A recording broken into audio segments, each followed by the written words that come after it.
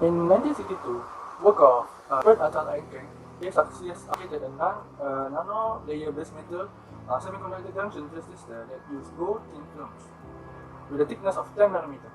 In 1987, an IBM research team led by demonstrated a metal oxide semiconductor field effect transistor MOSFET with a 10 nanometer gate oxide thickness using tungsten gate technology. Multi-gate MOSFET enables scaling down 20 nanometer gate length starting with the FinFET or FinFET effect transistor, a 3-dimensional non-planar double-gate MOSFET.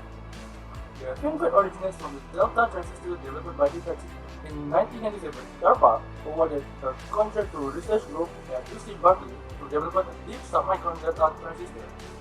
The group consisted of Isamoto, Chan, Nick, Shinbi Ahmed, and Cyrus Debris. The team successfully fabricated FinFET device down to 17 nanometer process in 1998, and then 15 nanometer in 2001. In 2002, a team including Liu Chen Ahmed, Yu Boko, and Sabri fabricated the 10 nanometer FinFET device. In 2006, a team of Korean researchers from Korea Advanced Institute of Science Technology KAIST and National Nanofab Center developed a 3 nanometer MOSFET, the world's smallest nanoelectronic device. It was based on gate-all-around GAA FinFET technology. Commercial production of nanoelectronic semiconductor device began in 2010s. In 2013, SK Hynix began commercial mass production of 16 nanometer process, and Samsung Electronics began to produce of 10 nanometer class process.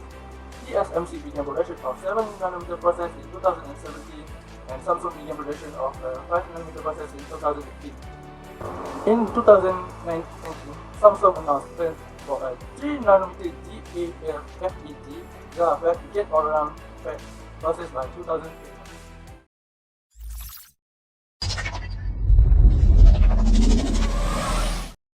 Nanoelectronics is a branch of nanotechnology at which manipulating electronics at the nanoscale in nanometer units, and it plays a vital role in the field of engineering and electronics. Nanoelectronics makes use of scientific methods at atomic scale for developing the nano machines. The main target is to reduce the size, sector, and surface areas of the materials and molecules.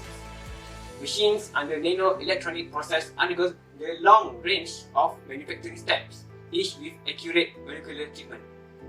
This led to the next generation of electronics component with a small size but with better or same performance as all generation.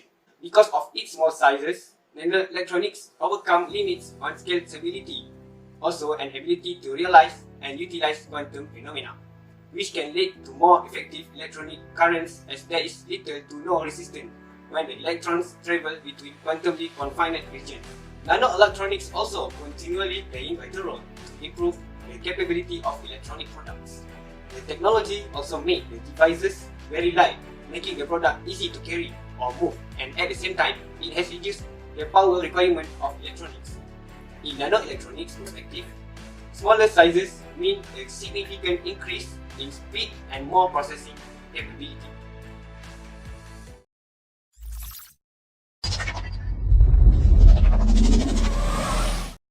Nanoelectronic component created using nanomaterial such as silica, silver, cerium, manganese, and nickel. Those are examples of nanomaterial usually used in nanoelectronics. In addition, many nanomaterials are inherently stable to high temperature, pressure, and chemicals, which are often needed depending on the components in question, with thermal stability being very important for when devices get hot.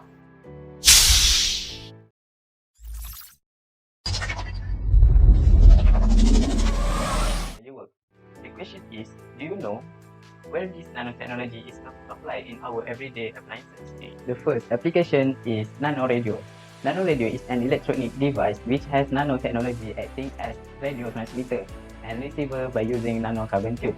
Due to their small size, they have several applications such as radio function in the bloodstream. It is used in cancer treatment. The second application is nanotechnology in displays. Nanoparticle coating are used for painting the organic light-emitting diode or LED displays to protect them from environmental damage and make display better. The uses of nanowires as electrodes, making it possible to manufacture larger and more flexible OLED displays and have ability to produce flexible cell phones. that can be rolled into the shape of a bracelet that you can wear around your wrist. The third application is nanorobotics. Nanorobot is a tiny device machine used to perform a specific task or task repeatedly at nanoscale dimensions. This invention is used in the field of medicine. There are nano devices that have the purpose of maintaining and protecting the human body from the pathogens. The fourth application, wearable and flexible device. The era of wearable electronics is here, as seen in the fast developing range, smartwatch and next generation personal health device. Those currently developing these kinds of device are striving for a combination of physical flexibility, a basic production process, and low power demand.